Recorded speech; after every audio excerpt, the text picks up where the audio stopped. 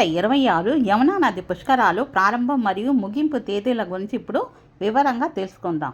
ప్రతి 12 సంవత్సరాలకు ఒకసారి జరిగే అత్యంత పవిత్రమైన నదీ మహోత్సవమే యమునా పుష్కరాలు.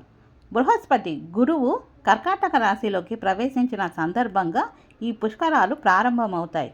యమునాదేవిని యమధర్మరాజు సోదరిగా, శ్రీకృష్ణుని లీలాక్షేత్రంగా భక్తులు ఆరాధిస్తారు.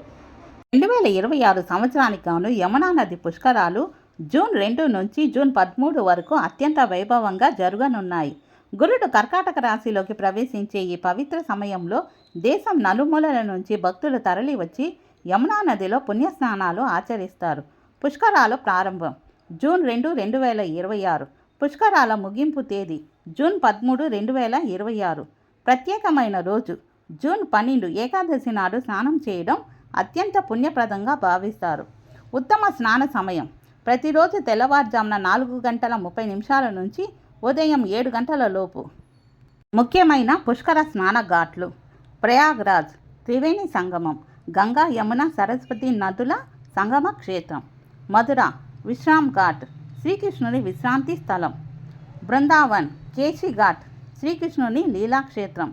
యమునోత్రి ఉత్తరాఖండ్ యమునా నది ఆవిర్భావ స్థలం.